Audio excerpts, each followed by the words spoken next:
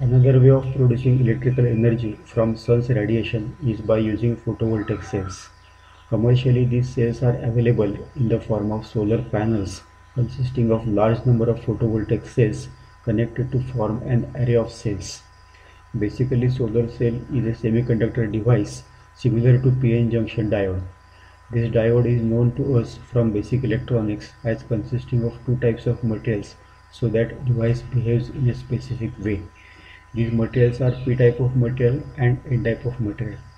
When pentavalent impurity like phosphorus is added to intrinsic semiconductor like silicon, one extra electron is liberated to crystal structure to form n-type of extrinsic semiconductor. Similarly, when trivalent impurity like boron is added to silicon, one vacant state is left behind which can be readily occupied by electron. This type of material is known as p-type of material. Primary charge carrier in case of p-type of material is hole and in case of n-type of material is electron.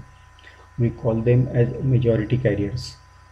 Due to ambient temperature, other or oppositely charged particles are also present in these extrinsic semiconductors, which are known as minority carriers.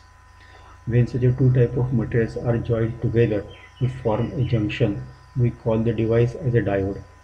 Generally, elements that we come across are bidirectional in the sense that irrespective of whether positive DC supply is connected to start or end of element responds in the same way. But in case of diode, element is not bidirectional. That is why terminals are assigned name as anode and cathode. If anode is connected to positive end of supply and cathode to negative end of supply, device is said to be connected in forward biasing mode.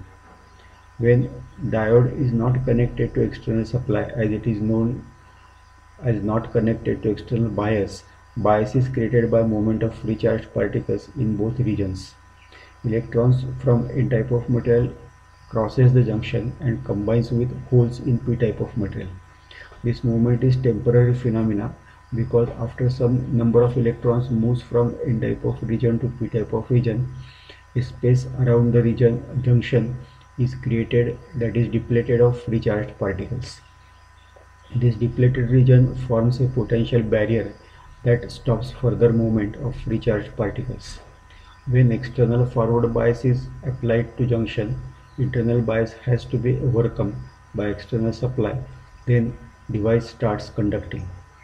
On the other hand, when reverse bias is applied to device, junction barrier starts expanding and device is in the blocking state and current do not flow through junction. When such a diode is manufactured to produce a solar cell, crystal of the diode has to be free from structural deformations and defects from crystal structure point of view. Manufacturing process is single crystal growth to form an ingot which is sliced in the form of wafers to create a solar cell. An important aspect of solar cell is solar radiation that is incident on junction must be capable to acquire photon to absorb it and liberate electron. If such absorption do not occur, then radiation may hit the junction or radiation may reflect back. For efficient working of solar cell, a cell is covered with thin film of plastic to keep uniformity of surface and avoid reflection. When solar radiation becomes incident on surface of junction, energy required by electron is absorbed by electron and electron gets liberated. The difference in movement of electron under the influence of external forward bias and movement of electron due to solar radiation is exactly opposite. Due to solar radiation, electrons move away from junction and electrons entering from other terminal occupy the holes. This process continues till solar radiation becomes incident on junction of a solar cell. The solar cell working in this way may be simulated as a constant current source as it is shown on slide.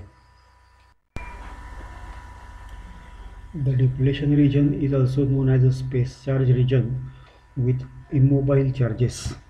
If electron acquires sufficient energy from radiation, The electron is pushed across the space charge region and creates mobile electron hole pair. This electron is pushed from valence band to conduction band by crossing energy gap between two bands. So radiation energy must be sufficient so that electron could cross energy gap. Solar radiation less than energy gap would not contribute to electricity generation process. As it is shown on slide, electron in p-type of metal absorbs solar radiation and moves from valence band to conduction band. Electron in p-type of region is a minority carrier that is supplied from load end of solar cell. The important criteria for solar cell to perform in most efficient way is its single crystal nature. Secondly, solar radiation should not be reflected back for improving energy efficiency. Solar cell has characteristics shown on I versus V plane. Diode itself is considered to be ideal in equivalent circuit shown on slide. Parallel resistance is very large and series resistance is small. Characteristics shows constant current cell supplies for initial value of load resistance, but for large value of load resistance current drops and voltage across cell rises.